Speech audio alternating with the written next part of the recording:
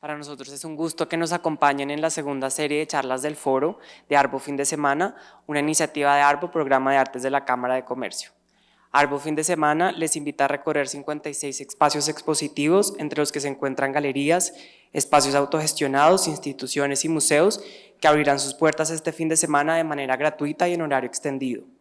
Estos espacios conforman 6 circuitos de arte en la ciudad: Centro Histórico, Macarena, San Felipe, Chapinero Central, Teusaquillo y Chapinero Norte, que tendrán cerca de 180 actividades para todos y un sistema de transporte para facilitar la movilidad del público. Los invitamos también a visitar el Planetario de Bogotá, donde podrán conocer el componente de ARTBO Fin de Semana llamado Intervención, un escenario de encuentro e interacción con una propuesta inmersiva. Además, en la sala de exposiciones de la Cámara de Comercio de Chapinero, aquí al lado, tenemos el encuentro editorial donde podrán conocer una serie de 41 editoriales que trabajan el libro como medio artístico. Otro de los componentes estrella de ARTBO Fin de Semana es el Foro. En esta edición presentamos una serie de 5 charlas curadas por Ana Castella en colaboración con Liaisons, y el tema propuesto de esta curaduría es el concepto de restauración, desde distintos ejes y perspectivas ligados al ecosistema regional y global del arte contemporáneo.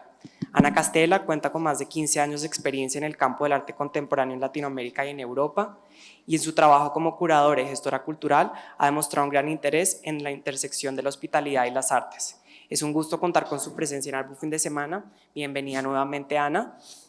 El día de hoy tenemos 2 charlas. En esta primera charla, llamada El Curador como Restaurador de Historias, nos acompañan Rodrigo Ortiz Monasterio, curador independiente; Ana Getz, curadora y escritora independiente de la Ciudad de México y Basilea; Oliver Baciano, periodista, editor general de Art Review; y Anthony Huberman, director y curador jefe del Wattis Institute for Contemporary Art en San Francisco. Para la segunda charla de hoy, titulada Residencias y hospitalidad, nos acompañarán Alberto Ríos de la Rosa, curador en jefe de Casa Wabi en Puerto Escondido, México; Cortney Lane Stell, curadora en jefe del Black Cube en Colorado; y Maya Errazuriz, encargada de arte y publicaciones en la Fundación Mar Adentro de Santiago de Chile. Bienvenidos y bienvenidas a todas y gracias por estar acá. Gracias, Felipe. Gracias a todos. Bravo, bravo, bravo. Hola, buenos días a todos. Gracias por acompañarnos a esta segunda plática de Foro ARTBO Fin de Semana. Hoy me da mucho gusto presentar a los panelistas que están con nosotros hoy. La plática va a ser en inglés, pero creo que ya tienen un aparato para la traducción simultánea. Si no, creo que es buen momento para pedirla. Y les platico un poco de todo el ciclo de Foro. Ha sido como alrededor del concepto de restauración, visto desde una parte técnica, teórica y conceptual. Como decía Felipe, mi práctica tiene un interés en la hospitalidad y arte. Creo que cuando hablamos de arte y cuando hacemos arte y los trabajadores de arte, mucho nuestro trabajo también tiene que ver con hospitalidad, con recibir a gente. Entonces, bueno, nosotros hemos viajado, hemos sido muy amablemente y cálidamente hospedados y recibidos también por el equipo de ARTBO, a quien le doy muchas gracias, a Felipe y a María Fernanda, a María Paz también, y a Liaisons por la invitación. Y bueno, los voy a presentar los panelistas. Anthony Huberman es el director y curador de Wattis Institute for Contemporary Arts en San Francisco. También ha sido curador en el MoMA PS1 y Sculpture Center de Nueva York, el Museo de Arte Contemporáneo de San Luis, el ICA de Londres, el Palais de Tokio de París y Secession en Viena, y curador de la Bienal de Liverpool de 2014. También es escritor, y Huberman ha sido director fundador del Artist Institute, The Artist Institute en Hunter College en Nueva York. Muchas gracias, Anthony, por acompañarnos. Ana Getz ha trabajado como curadora y escritora independiente en la Ciudad de México y Basilea, Suiza. Su foco de interés en su trabajo está en las estrategias artísticas que exponen y prueban las jerarquías, narrativas y estructuras predominantes en la sociedad. Más recientemente, también ha comenzado a explorar el impacto de la relación histórica entre América Latina y Medio Oriente en la experiencia transnacional territorial. de muchos artistas de estas regiones y su trabajo. Investiga la práctica multidisciplinaria del creador de teatro mexicano y artista conceptual, Juan José Urrola. Perdón.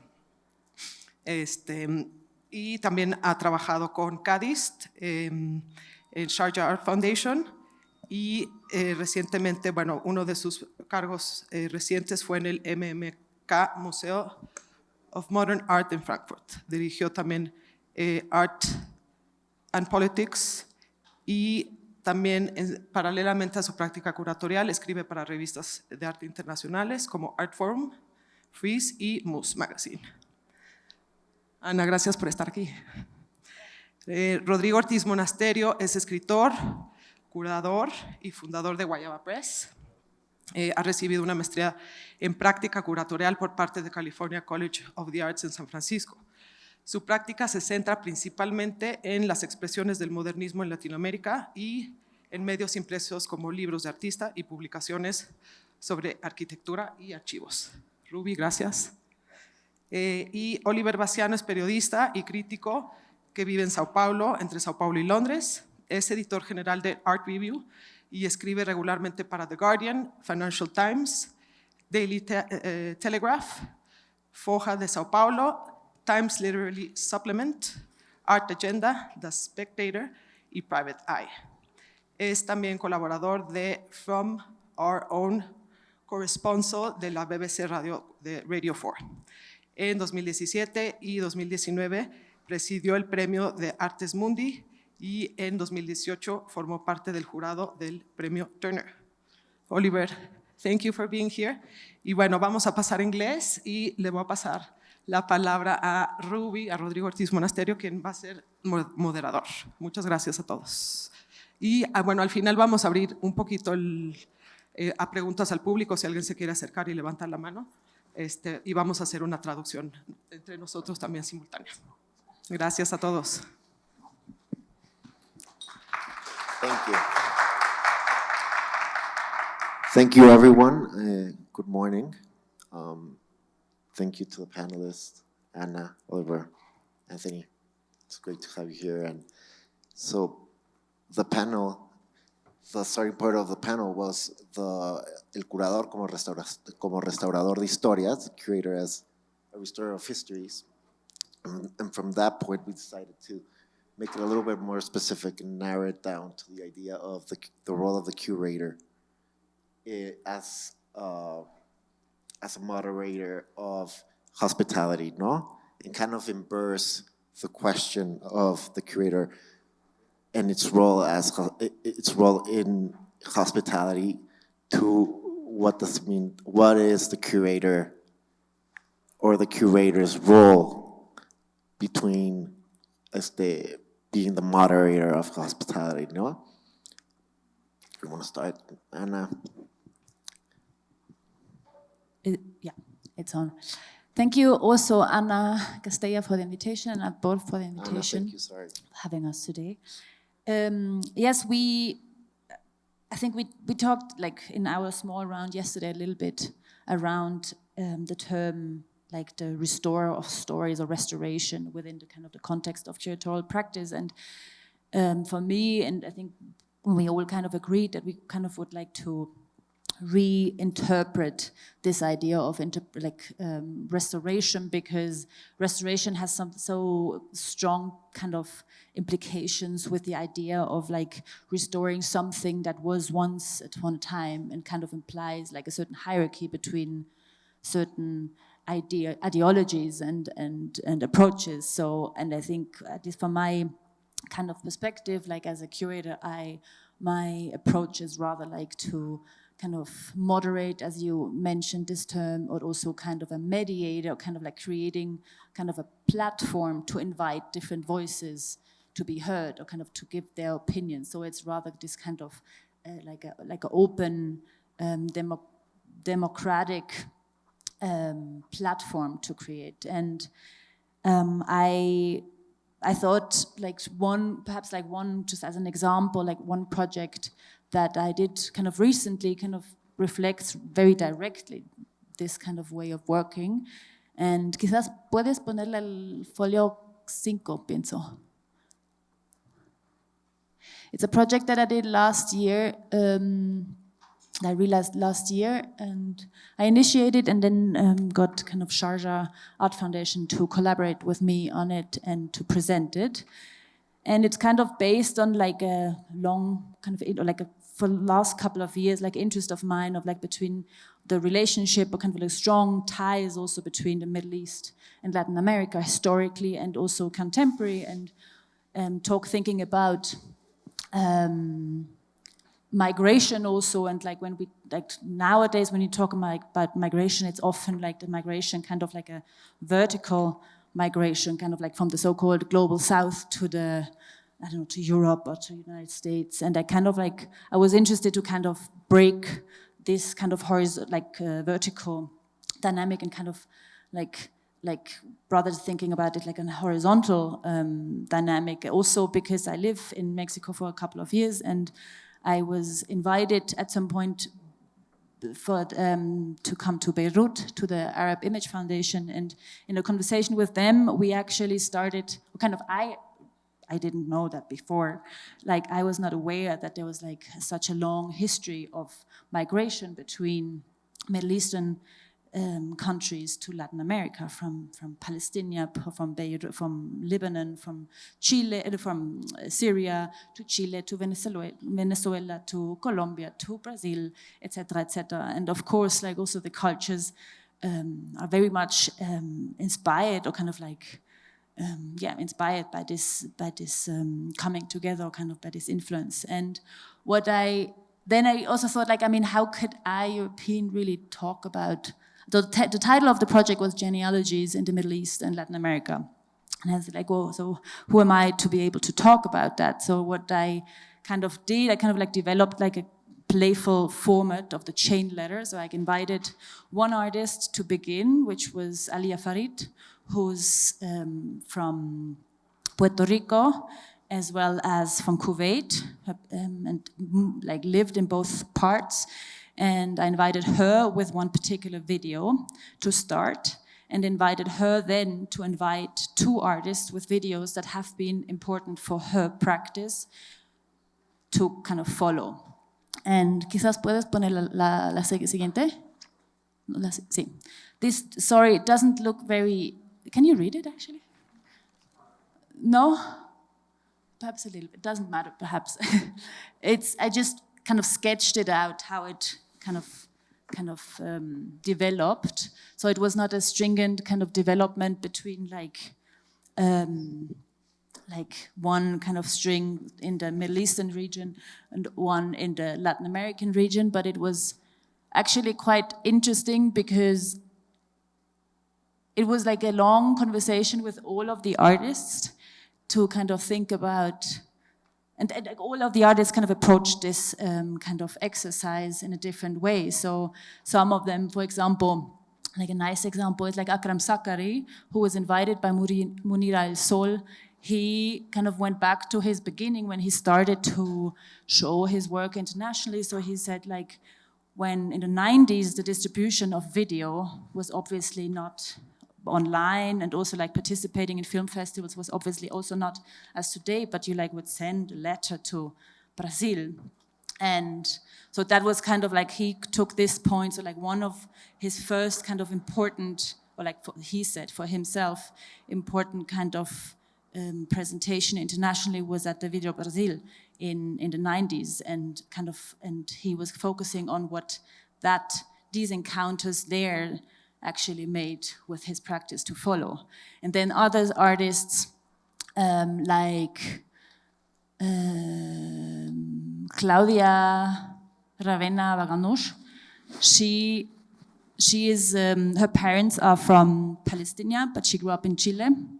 And she suggested Mona Hatoum with a video, also from like a very early video. And she decided for her, because she said like, she kind of felt very drawn to this video because they have kind of a shared, this kind of double exile moment of like growing up somewhere, then kind of fleeing to exile, and then kind of having this exile moment again. And it's the video of Mona Hatoum is kind of like like a letter that Mona Hatoum writes to her mom and this translation and kind of reinterpretation. And Claudia was saying like this is kind of like very dear to her. So for me, this was kind of like a start for like a, I guess like a longer kind of interest of mine. And I think it's a good project to kind of think about like how also like to question the role of the curator a little bit as an authority. I think that's, I think, very important, and I think that's kind of like perhaps like a good starting point for this idea of the curator as a restorer, or like curatorial practice of as restoration, question mark. Totally. Working right. Thank you, Ana. I was just thinking the relationship between Latin America and the Middle East, which is very extensive, no? There was a moment where I was publishing a journal called Sur, and the whole idea of, well, the ideology behind Sur was what the first issue to be monographic, just like a person and extend the notion of the person, no? And then the second one was to be grab a theme, to be a little bit more thematical, and we did this, the relation between the Middle East and Latin America, which is very complex, no? Especially migration.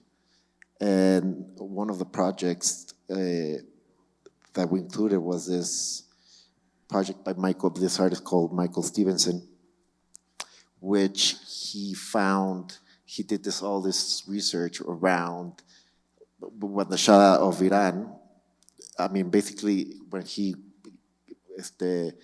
runs from, he's in exile, the only country that opens the doors is Mexico. So basically he stayed in Mexico for 1 year.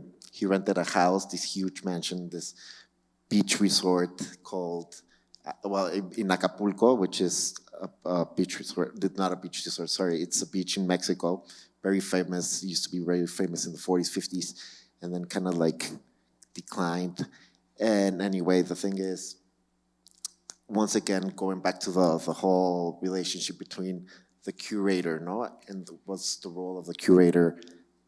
Is he a guest while working with artists in exhibitions, or is he a host, no? And I mean, we were talking about this yesterday, me and Anthony and you. Would you like to expand on the? Sure, yeah. Thank you. I think for me, responding to this prompt or question of as Ana started to talk about this, a curator as a restorer of something. I guess in my experience, I mean, I tend to work mostly, it's challenging to talk, I don't usually think about myself in that way for a couple reasons.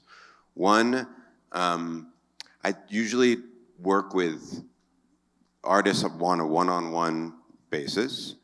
So I'm not kind of weaving together a narrative or a story in the sense of a thematic exhibition or a historical overview of a particular topic or of a particular part of the world, where a curator's role is to kind of weave together and narrate a story in that sense. I tend to work most predominantly with one artist at a time in a commissioning capacity, in just saying, hey, I think here are some of let me share a perspective as to what I find so compelling about your work and your ideas, and to establish a relationship and to establish a conversation that in a very organic way over the next year and a half, 2 years, leads to the development of a new body of work. And so in that sense, I don't really find myself restoring anything or really telling all that many stories in that same sense. And so going to what Rodrigo said, I think of it more of this, what kind of a relationship can it, this kind of relationship building capacity of the artist and the curator is so central. You need to build trust, and trust takes time. Moving at the speed of trust is a slow movement. Is an important thing to incorporate, I think, in the curatorial process of developing something with an artist.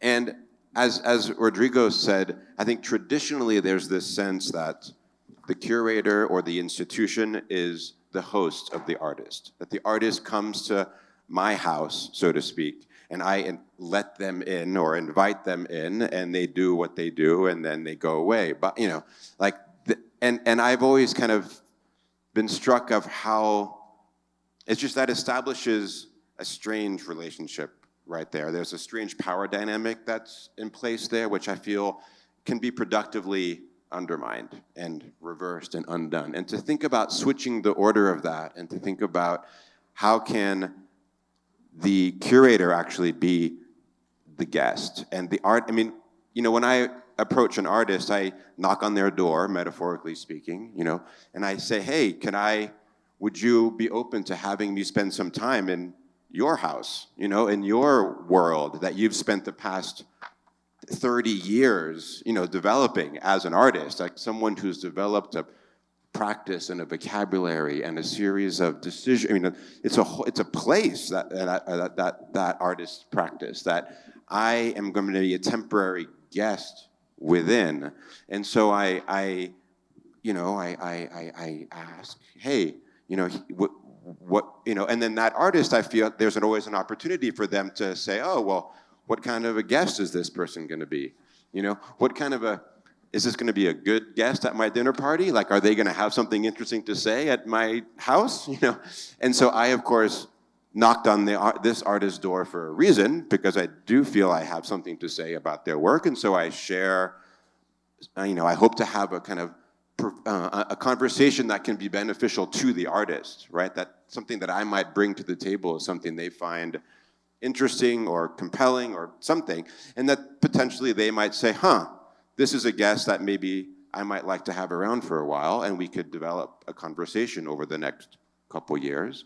And that whatever comes out of that relationship is, whether it's an exhibition, whether it's a catalog essay, whether it's a performance, whatever the kind of outcome is always a manifestation of that relationship, I feel, is always a manifestation of the degree to which, you know, that kind of host and guest relationship worked itself out, and hopefully as the narrator of this person's world, because I guess going back to storytelling, even in the context of a solo show of new work, my role remains a mediator one for my audience, right? I narrate for an audience here, you know, and narration is of course never neutral. I am going to share a particular take on this person's world that is different than what my peers on this panel might say. And so I guess I think of it more, I try to think of it in that way. So I don't know about risk, you know, I think there's something about restoring, you know, the curator as someone who has to, I think as Ana said, to kind of take something that was in somehow the case earlier and place it back on top of something. I feel like I think all of us have a lot to learn from artists and a lot to earn from an artist's take on anything, honestly, on the nature of the color yellow or on the conflict in Ukraine or whatever the topic might be, like how an artist might address it, complicate it, you know, turn it inside out. I think that's why kind of I'm in the game, is to kind of learn from that and to see how that can turn into something that I can narrate for an audience and kind of bring into the public sphere in that sense. Thank you. So, Oliver, I mean, this idea of not only in different art fields, no, to open it like in writing, no, it's more in your field. What's mean in an interview, for example? That I mean, I guess if we're talking about guests, the critic is often an unwanted guest. They barge into your house, demand your food, tell you what was wrong with your food, and then leave. Exactly. They don't want you there. It's a question. There's a couple of things that. So I'm a critic, and I need to be clear. I've never curated a show in my life. I just talk about other people's curating, other people's hard work. The question of the critic and the question of care is an important one, though, because the critic needs, I guess, some authority, because that's why someone's reading them. They've been given this platform. But of course, you don't actually want to be the horrible guest. You want to be a guest that provides something. And I guess you're providing something, your primary relationship of care, I suppose, is with the reader as opposed to the artist. If the curator is, has got the artist's back, as it were, then I guess the critic should have the reader's back.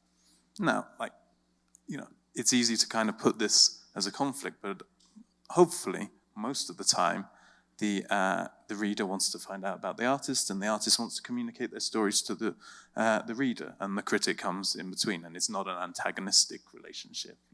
Sometimes maybe it has to be, but by and large, let's hope. We want good things in life. But it's also a question of acknowledging that you have been put in this privileged position, that the critic isn't this omnipresent coming down. As you said, Anthony, I guess it's similar, that it's one take. I know there's a debate amongst colleagues of mine about the use of I, the first person, when writing a review. This has become very sort of common now, and I think pretty much it's a generational thing, and younger critics definitely use I a lot more, and I do often, because I think it really situates yourself and says, okay, this is my opinion. I hope it's an informed one and an interesting one, and the secret of journalism is you're not an expert on anything. You've just done 2 minutes more reading than everyone else, than the reader. So you hope you bring that experience, lifetime experience, and you hope you're writing something entertaining, but it is just you. It's just a person, and maybe you saw a show when you're hungry and your feet are wet because you've got a hole in your trainer and you're in a really bad mood. If you go to biennials or art fairs, the exhaustion of those events. Well, I think it's important to kind of acknowledge that actually maybe the person who, if you went to the Venice Biennale, maybe the person whose pavilion you saw right at the end of the day, maybe they didn't get a fair innings in your attention, right? And actually that's kind of an important position. It's kind of a flippant thing, but it's actually, well, this is an emotional response. It's an intellectual response, of course, but it's always really just about a person standing in a room looking at an object, which sounds like a rom-com pitch, but you need to make sure that relationship is clear, and you're not some kind of godlike person coming down.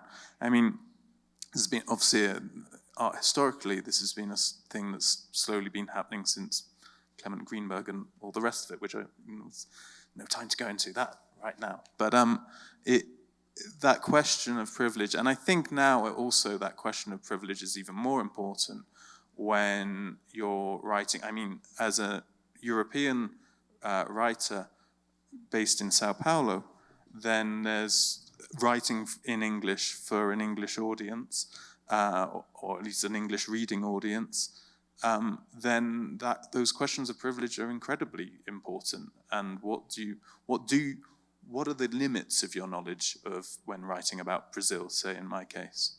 I feel, I'm 12 years of writing, studying Brazilian art history. I feel like I know a bit. I feel like I have some authority to say stuff, but I'm still just a gringo running around. So to acknowledge this, I think is important. I can give an example, but I don't know if I'm overrunning my time. Okay, so recently I did a profile. And I guess that it's probably important to say that there's a difference between reviewing an exhibition and doing a profile. And that question of trust is probably more important when you're doing a profile, because an exhibition, you've put it out there, it's out of your studio, it's gone. It doesn't really belong to you anymore, in my opinion. It belongs to the audience, it belongs to the public.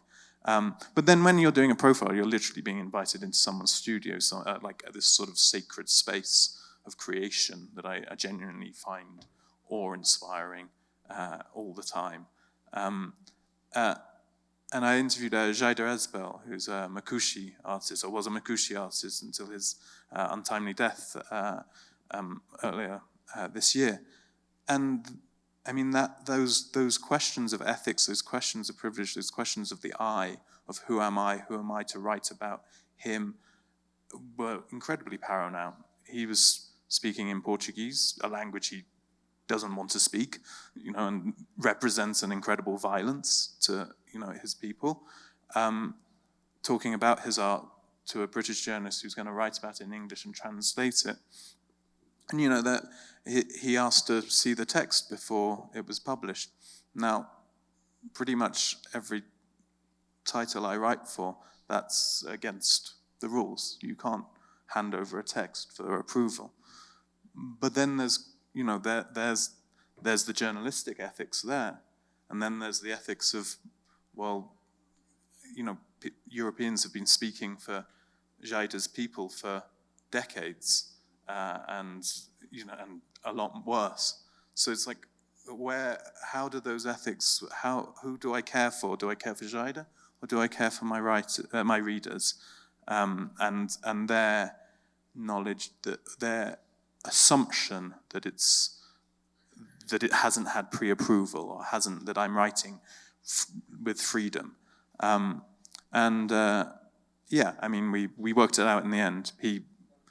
He approved the translation of the transcript, but he didn't see the end text, and we were roughly happy by the end of it. But and also, I recounted this dilemma within the text, mainly because it tells you everything you need to know about his work and his things. So it was kind of a useful thing in the end. But that question of care and conflicting cares, I guess, is I think it's very important in criticism, because criticism is how do you care but also be free to enter a conflict if needed. Great, thank you so much. I mean, going back, just opening question, I was talking yesterday to Anthony about the role of the curator the last years and the importance, no, that the power skill that the curator has grown into, no, and once again thinking about what we're talking about, not only different typologies of the exhibition, but that for me, and once again, it's this idea of the guest and the host, no? For me, doing group exhibitions is much easier, no? And Anthony was telling me that for him, it's also, his work is more one-on-one working with the artists, and that, I don't know, would we like to talk about the relationship between one-on-one working on like solo exhibitions and group exhibitions, and if group exhibitions you feel like which also have the role of the host and the guest? Yeah, happy. I mean, touching, maybe I can connect that to something Oliver said, which I think is somehow an important part of this. Also speaking of kind of the power dynamics, because if the artist is the one who is making the thing, right? That's clear, that's the role. The curator is the one who, as you said, goes to bat for the thing, like basically is inherently a champion of, a supporter of, someone who believes in what that person has made or is making and is trying to share a perspective that can interest, inspire, provoke, challenge, contribute to a public discourse around this artist's work. But that's, of course, a champion of someone or is a very particular perspective. Then the critic comes in, I feel is the one who has to kind of what does this mean? What does all this mean? Here's this person who's made something. Here's this person who is arguing in favor of it for particular reasons. But like here all of us are in the public sphere. Like how do we make meaning out of what has just been done? And that's incredibly important part of the puzzle. I know it doesn't really answer your question. I just wanted to pick up on that kind of. So it's an interesting power dance between all of those roles, because I think each of them, kind of ranking the power dynamics is complicated, because each of them I think are very specific contributors to how can all of us as a cultural community, move culture forward. You need the person to make the thing. You need the person to kind of narrate, give shape to it for it to be in the public sphere. And then you need the person to kind of, what does this all mean in 2022 for this to be made right now, And you also need a viewer. And you need a viewer. And I guess that's the kind of interesting thing of trying to connect the artist there, the viewer there, and I guess as middle people, like what we don't want to get in the way. You don't want to get in the way, but you can help. You can do what you can to help. Right. And how do you help? Right. I think it's also like what I kind of feel it's important also thinking about I think the curator and the critic have both in a different way, but both a mediator role. And I think the critic, it's like, I feel like in recent years, the criticism has kind of changed somehow. Because I think it's, first of all, my opinion, criticism is not about saying a show or a work is good or bad. That's not the point. The point is to talk to an audience, to a reader, like to explain, to kind of analyze what is it talked about, perhaps, and how. I think it's the how that is important. And I think that's the kind of moment. And I think that the curator, as you said, is like, I think it's like nice how you said, because kind of like is the invitation of a work, of an artist to speak in a certain context, because the curator thinks that this opinion or this voice is relevant within a context of a certain subject. And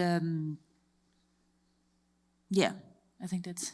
I mean, I definitely defend, and I guess I disagree that I do think you should say whether something's good or bad, and why. But the why is the important. It's not just this is rubbish, because that's not like having it. It's the why, and the why can be productive. It's productive for the narrative, the dialogue, possibly upsetting for the artist, but it's productive for the general ecosystem, I think. In terms of curators, it's interesting because I think curating has also, obviously curating has changed and is always changing, but that idea of the group show, I'm interested in how, because people talk about curatorial practice. Practice is one of those words that's being overused. Like people talk about collector's practice and things like this, and it seems. But the curatorial practice is a thing, and like you obviously, if you do a group show, and this is it's gone now, but it was very interesting, sort of decentering your voice and decentering that sort of sense of narrative, but how artworks and individual artists' practices are used, I guess, like to further a narrative that maybe they didn't, they haven't thought of, but abroad, these essayistic shows, which I think is really interesting. I don't think it's a good thing. Like, you know, I think kind of using but not abusing art is to make a wider point is an interesting thing. And sort of the artist almost, their voice becomes almost subservient. I mean, that sounds negative and a power dynamic, but the curator's narrative becomes the preeminent thing in some essays, and you know that can be good and it can be bad, or you know what have you. Perhaps, like in that context, I would like to add that, like, actually every work, like every video, film, or image-based work was introduced by the artist who invited that. So, like, I think that's an important addition. It's not only that it's kind of thrown out there, that's like my choice, but it's kind of like within a paragraph explaining, also like in a very different, very differently they did that. Way, like why they chose this particular work, and it's often kind of very much like explaining, kind of going back in their own past, like often also take, especially like to the 90s, which were like most of these artists kind of started their career, let's say, and perhaps the kind of jumping to kind of the idea of the group show in general, in opposition to like a solo project. I think it's similar, because it's, or like, it's, for me at least, it's the same responsibility, because I think I always have problems with like group exhibitions where there's like the narrative that is kind of woven by the curator is so strong that all the works are just kind of like an illustration of an argument. And I think something about power dynamics there, no? Exactly. But I think it's like, I think for me, it's like, I mean, this example that I proposed, like, or like presented, was like an extreme. But I think it, like in every group exhibition, I think it's a way of kind of like you invite, it's the same. It's kind of like, so it's like a group of small solo exhibitions, if you want to say so. Because it's like you have a proposition as a curator and you knock at the door and say like, I'm organizing this exhibition, I think about subject so-and-so, and I would like to invite you because I'm very interested in your way of talking about this subject. And then I think it's also the communication or dialogue with the artist directly to invite, to kind of hand over kind of a carte blanche also, or it's kind of like, I invite you because I saw you did this work, we could show that, but I'm very open for you to kind of respond to what, it's kind of like a ping pong, it's kind of a beginning of a ping pong game as well. And it's just, I think a group show is just a ping pong game with like different artists at the same time somehow. Yeah, I mean, I think it's hard to talk also there's so many types of group shows and solo shows, right? It's so hard to try to generalize, right? There's the exhibition of new work. There's the survey of this one particular aspect of one artist's work. There's the retrospective of everything one's done in someone's career. In a group show, there's the zeitgeist. Here's what's happening in Mexico City right now show. There's the here is the art from Tokyo from 1956 to 1972 show, right? There's here's the, soccer and art theme. I mean, there's so many ways, right? There's not like this, there's a lot of forms that this can take. And I think each of them, I think, is a very different curatorial exercise. Each of those, even each of that small series of examples I just listed, I think each of them comes with, it's a very different, like I would approach, I mean, I've done not all of those types, but several of them, and I definitely find myself approaching the work. The nature of that work is very different. For a solo commission work, my role is essentially like pouring the wine. It's essentially like I'm in their house and we're talking and I'm just pouring the wine and kind of lubricating a dialogue and moving it forward and seeing how a perspective I might share might lead an artist to go X, Y, Z. That's basically my role in a kind of new work. In a group show, about a particular topic, it's very different. It takes me a long time I find them very difficult to do. I find there are so many traps that you pointed to, like the illustration trap, among many other traps of how group shows can kind of contain artwork, which is, if there's one thing that is a crime against art, is kind of pinning it to the ground, you know, or kind of holding it down via language, via framing, but a group show does need some kind of frame, right? It's not just like throw stuff in the air and it's like my favorite things. So there's a balancing act of you need some kind of containment device. So for me, it's just hard to identify what would be one that would contain these collection of things while also making sure that those things exceed what I'm containing them by, that they are not cut down to only being, you know, art about soccer, you know, but that they're also, and it's hard, I think, to do. But in my experience, I very much, you know, kind of allow these in-depth one-on-one experiences to inform, you know, what are some of the, over years of doing that, I find myself learning a lot from those conversations with those artists and finding myself learning new references and vocabularies. And then, you know, a few years down the line, I'll kind of take a step back and say, I feel like I've been thinking and talking a lot with these artists about these series of words, you know. Maybe it feels like there's maybe 20, 30 more artists that can be brought into this conversation around this vocabulary or these questions. And so that will then help me identify what that framework might be. But then honestly, I find it, you know, I've done the Liverpool Biennial was a group show that had some kind of broad topic, and it was a lot of new commissions, like you said, where it's like, here's what we're thinking about, how do you want to respond?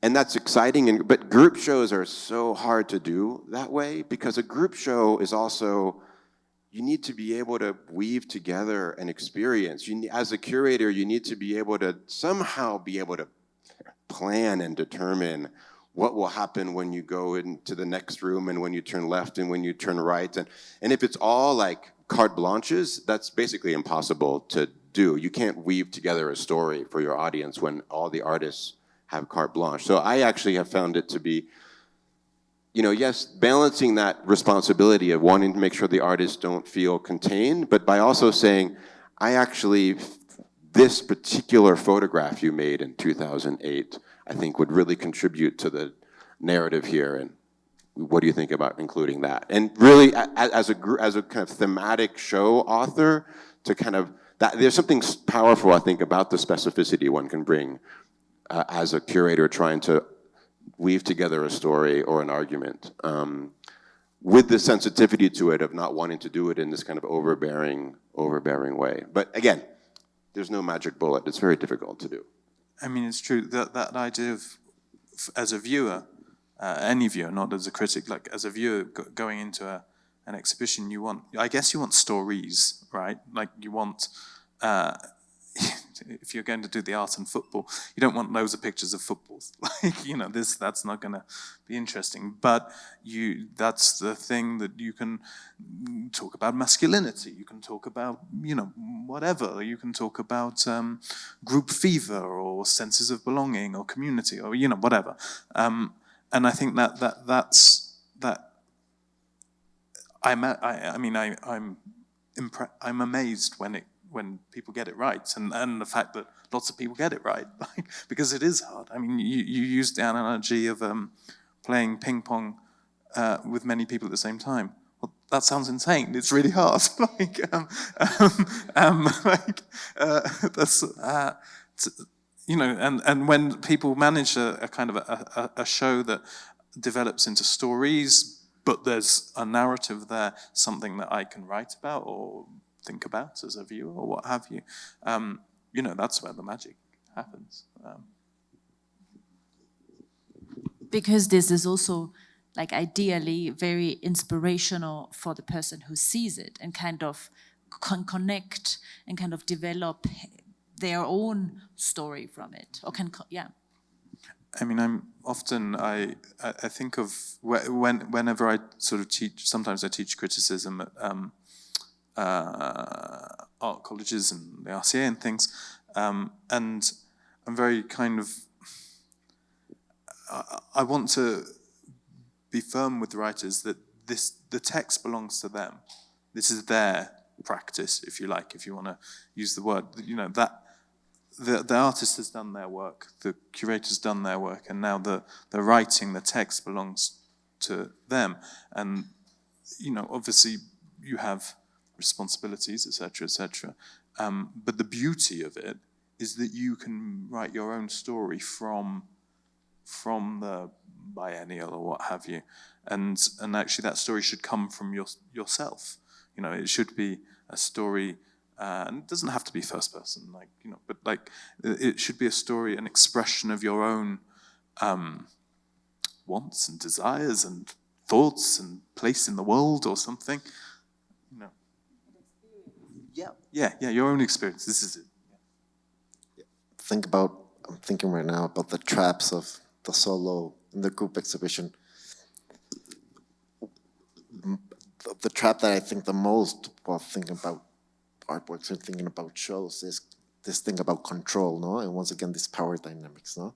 I don't know, it's like when you work, there's something about control in the group show, not that you have the control, so you kind of become the inverse kind of role, no? That you're, and there's something about the solo show that the artist is letting you hit into his own world, no? And why is that? So it's this thing that I've been thinking lately about this, about control and power dynamics, no?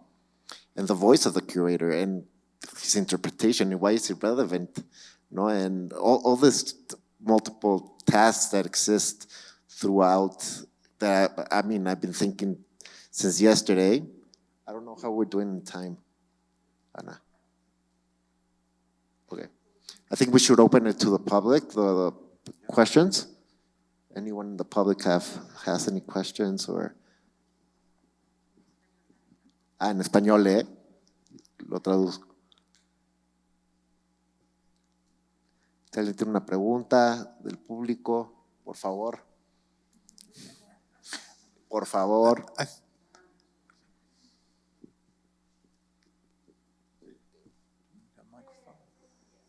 Buenos días.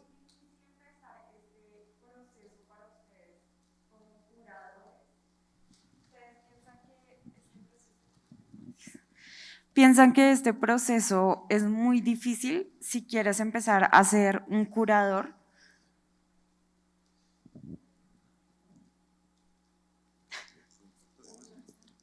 Did you sure. Otra vez, perdón. La pregunta.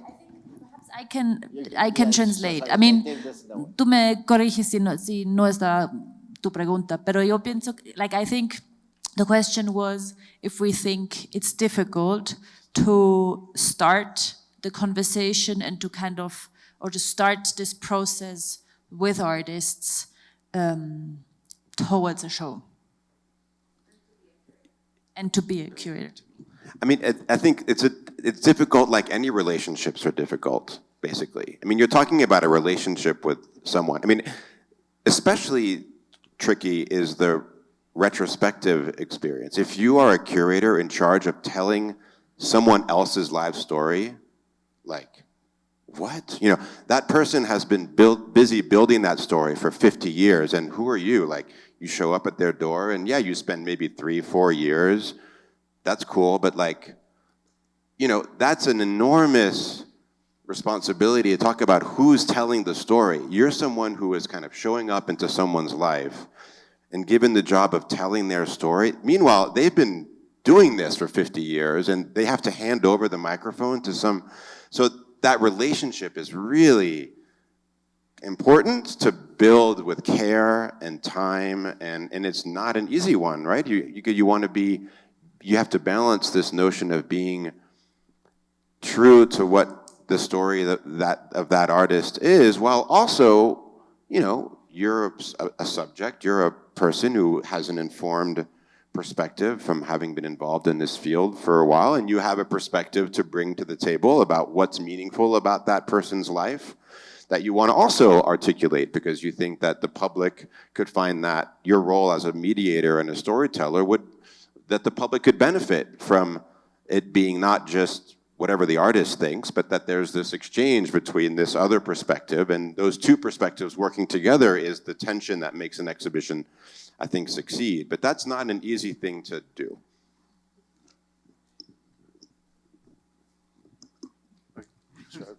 I mean, I agree fully what Anthony said. I think it's difficult, but not in a negative way. It's difficult, perhaps like in a complex way, because I think also within the process, it's like you as, or like I as a curator, I can only talk about myself. I kind of like have this experience that I have to kind of constantly like question also myself and kind of take a step back and look about like, how are we working together? Like how is it going, and what is my kind of, how is my role within this relationship? And it's kind of like I mediate myself, kind of like to understand how it's going, where it's going, and kind of like it's like there's like several kind of meta surfaces somehow to it. I wanted to just, one little story which I found really interesting was there's some artists, I had an experience with an artist who is fully, like, when it comes to the planning of an exhibition, he is fully uninterested. Like, he was like, all I care about is this object on my table in the studio. That's what I care about. Like, how can I make this thing more complicated than it is right now? Like, how to then make that public or put that in conversation with others? That's like I don't care. Like, all I care about is like what's happening here in front of me at making this thing. And it was really interesting also to just put in mind that some artists, you know, so the curator's role in that case is more clear. You know, like your role is very much about, okay, how do I then tell a story or weave all of these decisions together, that the artist is clearly only interested in making decisions about how to deal with this object in front of him. And then the curator's role is to try to narrate all of those decisions and make meaning out of them. I mean, just in terms of starting, you know, the fear of the blank page is real, and I guess the fundamental questions are, what is this thing in front of this weird thing? Like, it's this weird thing in a room that someone spent ages making for no discernible use value. Like, what is this thing? Why what is it doing here? And so someone's put a lot of effort into this thing.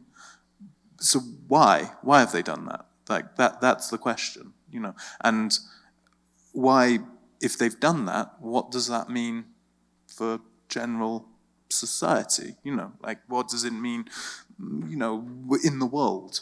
You know, it doesn't have to have a social commentary. Or, I mean, it might do, but it doesn't have to have that. What does it mean in the world? And then just to pick up on, just as a personal experience on the retrospective, I guess in my world, the equivalent, I mentioned it to Anthony just earlier, like one of the things I write a lot, and actually, I mean, it sounds perverse, so forgive me, one of the things the form of writing I enjoy, strangely, most is an obituary, and I write a lot of obituaries for newspapers, for The Guardian, for various British newspapers, and primarily about artists. I mean, and then, I mean, you've got 1,000 words if you're lucky, if the editor has been generous. Yeah, exactly. To talk about a life, like, and normally quite an interesting life, and also a work. And where does that work come from? You know, and I think that's very interesting as well. I'm very interested in where work came from, like in terms of history. You know, why I've actually profiled, she's very much alive, Alia Farid, and you know, I mean, what a life, like, you know, and like her work comes from her life. Her life, you know, it's not just biographical by any means. It's very complex and convoluted, interesting. But to distill that life when you are writing about an artist who's died into such a short time, well, I mean, clearly it's impossible. But at the same time, it's a very interesting thing to have to do, and to think about how these objects came from history, how the turns of events, how a political event that meant someone had to move to the other side of the world or something, well, how that's also a psychological event, or like a cosmological, spiritual event or something. It's like, a war in one place, well, that's just, that changes the mindset of someone. Their life becomes something different, so their art becomes something different.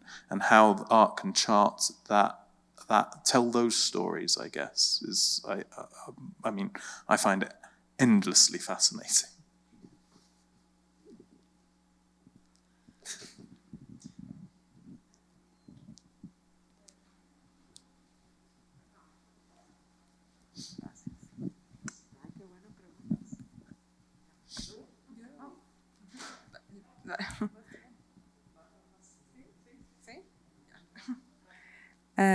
So I had a question about thinking about the curatorial role beyond the exhibition space, and what your experience, or what you think the role is, thinking beyond the walls of the exhibition room, and how that can also take a very important role. Also thinking about what you spoke recently of how you can make the work of an artist grow beyond the format of just presenting the visual art of the artist, basically. I mean, the brutal reality of a curator's job beyond the exhibition space is just spending time with rich people raising money. It's the proportion of energy and time that part of the job is enormous. So I know that's not a very sexy answer, but that's just a reflection of the actual what it means to do this job. That's what it means, But I think what you're asking about is maybe more this role of how does one be an ambassador for a practice, an idea in the public realm. That one way of articulating one's perspective on that artist or that idea is by putting particular things in a room in a particular sequence. That's one way, and that's the central way. That's, curators speak in exhibitions rather than in words, right? I mean, a curator, if you want to, the tools you have to make your case. A writer has words to make their argument, and they write them down. A professor has other tools, A curator has things in a room in a particular order for particular reasons to create a particular experience. That's the tools we have to make our case, right? And that's very, very different. But I think in addition to that, so I think that is the central tool that we want to learn how to use and learn how to use well, and to not try to rely on things like words to make our wall text and blah, blah.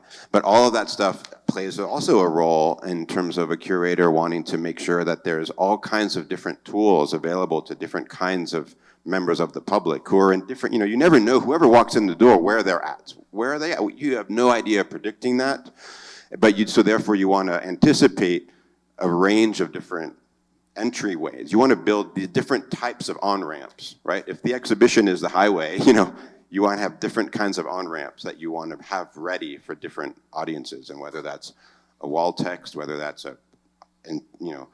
in-depth academic essay in a catalog, for an art historian, or whether that's a family guide, an activity that, all of these things, a lot of intentionality, I think, needs to be put in as a kind of type of on-ramp so that people can kind of get on the road. What they then think and feel and have an opinion once they're on the road is not my concern, right? I just want to get them there, and then they can do with it what they want.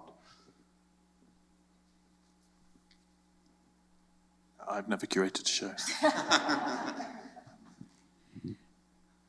yeah, I don't know.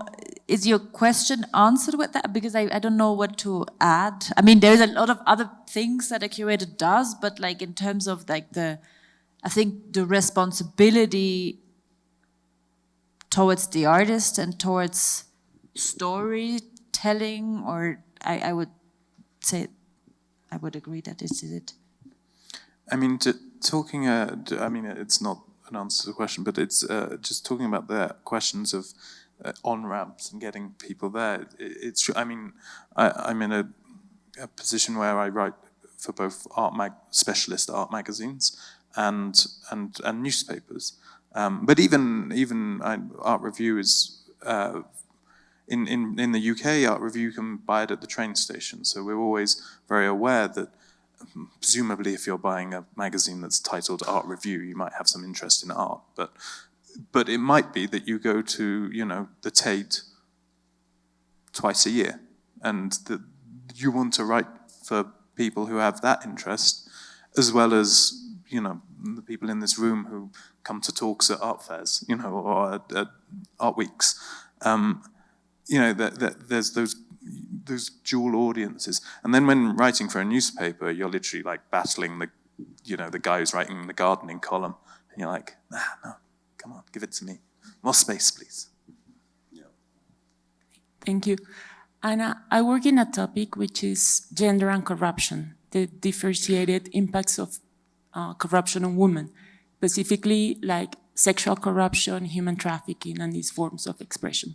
And we start looking at the connections of how art could be like healing for the victims, but also how we can make this visible to the general public, because this is sometimes normalized, generally accepted, and not seen as a form of corruption.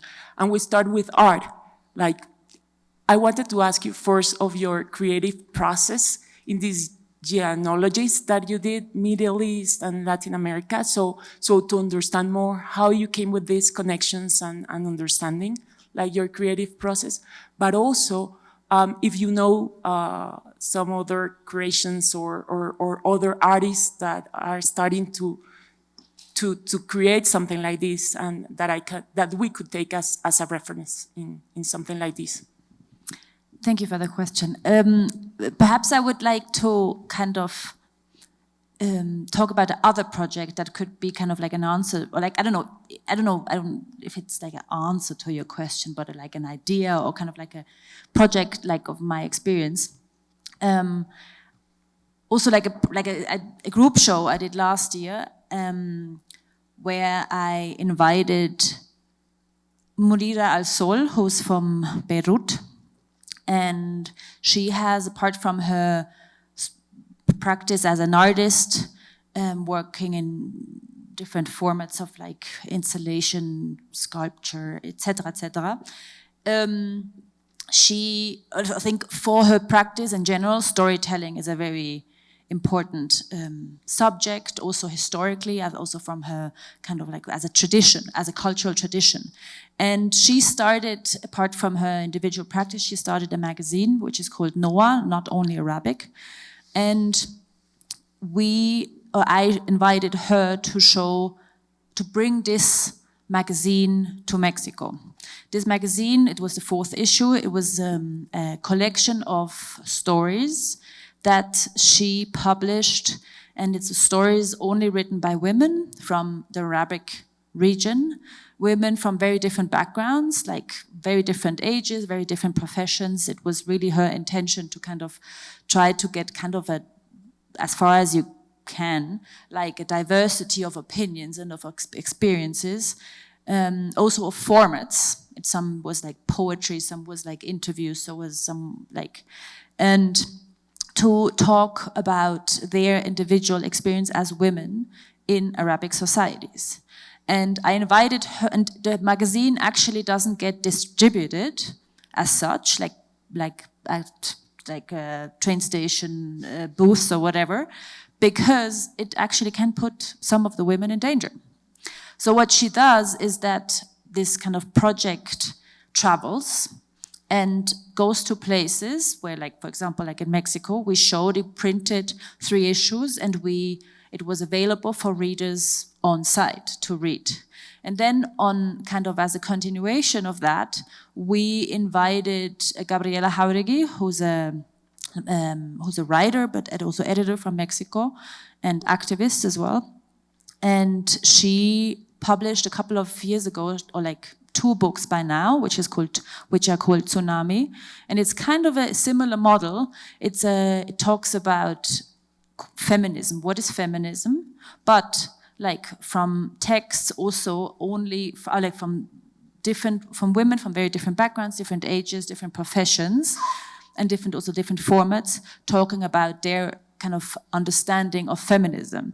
And what's interesting in that book is also very strongly that it comes out like that a lot of the women say like feminism is like a term that there's also a couple of women who have come from like indigenous backgrounds, and they kind of like their approach is like they don't really understand the term, because the term is kind of developed within a context that is not theirs. So they kind of try to kind of reinterpret it. But what I want to say is like we invited Gabriela to collaborate with Munira Al-Sol to kind of find a way to kind of make a connection from the stories of the women from, or like the experiences and the way of telling these experiences in Arabic countries to Mexico.